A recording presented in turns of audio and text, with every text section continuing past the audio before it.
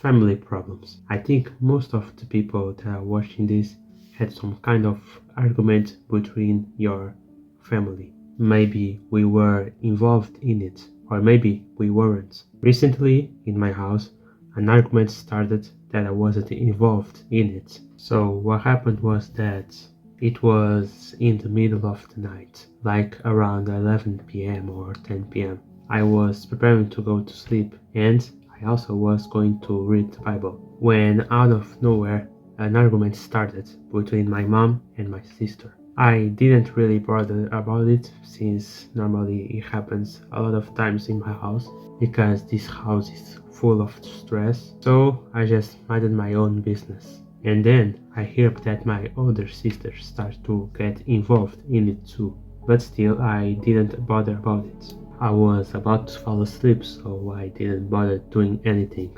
That's when I heard a knock on my door. It was my older sisters calling me to try to help de-escalate this situation. For me, it was kind of weird because normally my sisters don't ask for help. They probably called me because they were fed up with this thing and just wanted someone who was not fed up and was not involved to help. If I'm going to be real, I'm probably the most calm in this house. I don't really care what you do unless you start to bother me. But anyways, I get there and they tell me what the situation is about.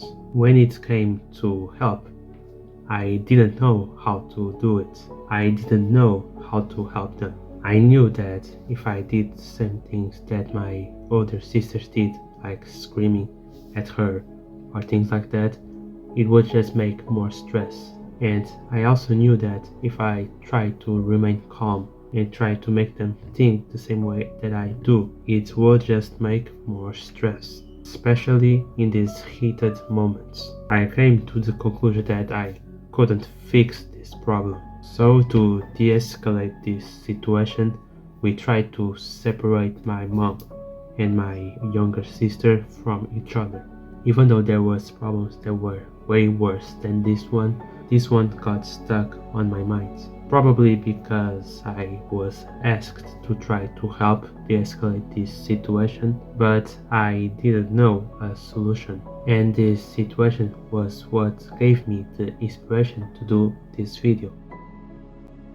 Hi, I'm Nalgado, and this video is going to be more focused on stories, in contrast to some of my other videos which go on a certain way, like for example giving tips, solutions and the reason for these problems. In this video I'm going to talk about the stories, the reason why this situation got stuck in my mind, and somewhat of a solution to these unfixable problems that we cannot control. So let's just get into it. Problems stuck in my mind. As I already told you, the reason why this problem got stuck in my mind was because I was asked to try to help, but I couldn't. Because of this made me feel bad, and also after that situation I was scared. I was really scared of the idea of this happening more times. Even though these things occur in my family a lot of times in the year, I was scared of the effect that may happen to my family and not being able to help this situation. We can try to find help, but sometimes they cannot do it too. They cannot fix this problem. But one thing that I can tell is that this thing still helps. This reminds me of a small story that I told in a previous video. It was late at night. After the church club, which is at night, I accompanied my friend to his bus stop.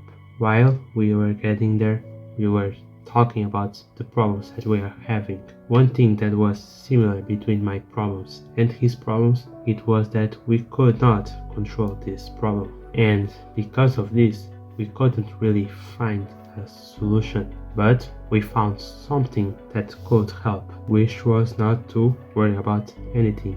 One of the quotes that my friend told me that still got stuck in my mind was that if a problem can be fixed, then why are we worrying about it? And if a problem cannot be fixed, then why are we worrying about it? Even though this quote doesn't really fit the message that I'm going to talk about in this video, it's still really great. So for a conclusion for this video, if a problem cannot be fixed or controlled, we cannot do really anything. We just gotta pray and believe that everything goes well. That's what I did in the first situation. After the discussion between my mom and my sisters, I started to pray so this thing doesn't happen anymore. It may happen again sometime, but we just gotta believe that everything goes well.